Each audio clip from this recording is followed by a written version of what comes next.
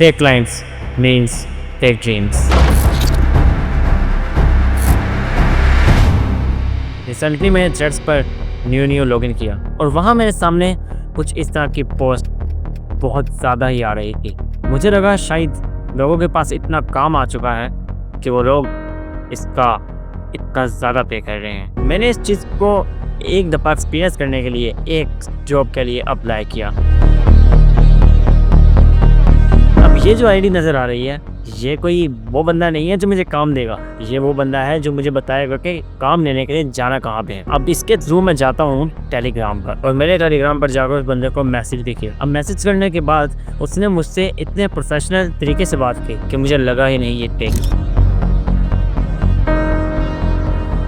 अब ये मुझे एक प्रोजेक्ट असाइन करता है जो कि 25 पेजेस का होता है और उन पेजेस को रिटर्न में आपको कन्वर्ट करके पीडीएफ में बनाना होता है। आई डोंट नो कि इनका क्या प्रोसेस है, ये ऐसा क्यों कर रहे हैं, लेकिन इससे पहले भी ये स्कैम बहुत दफ़ा हो चुका है और मैं इस चीज़ से बहुत अच्छे तरह वाकिफ था। लेकिन मैं यहाँ रुका नहीं, मैं इसकी जड़ तक गया कि आखिर ये चाहते क्या हैं और फिर मैंने एआई का इस्तेमाल करके उन इमेजेस को राइटिंग में कन्वर्ट कर दिया। कोई लंबा चौड़ा काम नहीं। अब क्या होता है, मुझे एक ऑफर जो दी गई है वो है $2,500। यहाँ से तुम समझ जाओगे कि ये एक फेक क्लाइंट है। अब इसका प्रोसेस देखना कि ये करता क्या क्या है। अब मैं आगे चलता हूँ और मैं इसको ये पेज दे देता हूँ। ये अगले दिन मुझे मैसेज करता है और वो मुझे अपनी एक ईमेल देता है। मैं वहाँ जाकर अपना प्रोजेक्ट ईमेल कर देता हूँ और अगले दिन जवाब आता है कांग्रेचुलेशंस।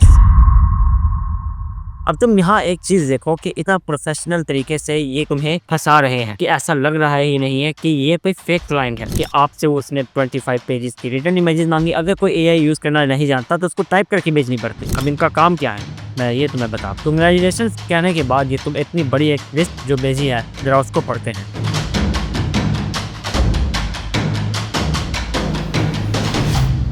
और मैं यहाँ पर एक दुबई में रहने वाले बंदे का बैंक नंबर देता हूँ। एक्चुअल में मैं ये देखना चाह रहा था कि अगर तो पैसे आते हैं वो इस नंबर पर सेंड करेगा और मुझे पिक्चर दिखाएगा और मैं फिर उस बंदे से पूछूंगा कि क्या अकाउंट में पैसे आए या नहीं। लेकिन यहाँ होता क्या है, अब तुम इस चीज को गौर से देखें। एक दिन बाद मुझे इसी कंपनी टोनोटो की तरफ से ईमेल आती है कि हम आपके पेमेंट इस बैंक पर ट्रांसफर नहीं कर सकते, तो आपको हमारी ऐप डाउनलोड करनी पड़ेगी जिसकी फी है $200। अब अगर किसी के पास $200 हो तो वो 2500 के लिए 200 को बांध करने को तैयार हो। मगर यहाँ पे मैं गेम स्टॉप कर देता हूँ क्योंकि $200 है ही नहीं। लेकिन तुम एक चीज देख रहे हो कि इनका स्कैम करने का तरीका कितना प्रोफेशनल हो गया है कि एक आम आदमी इसके झमेले में कब फंस जाए उसे पता भी ना चले।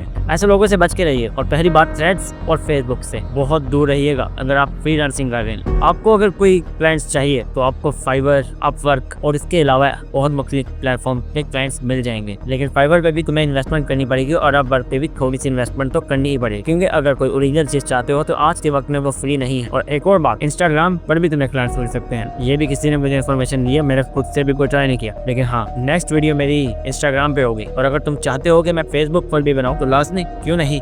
बात अभी यहाँ खत्म नहीं होती। मैंने एक और क्लाइंट को मैसेज किया जिसको चाहिए था लोगो मेकर और उसकी डिमांड थी 10 लोगोस बना के। अगर चाहते हो कि तुम स्टोरी को कंटिन्यू करो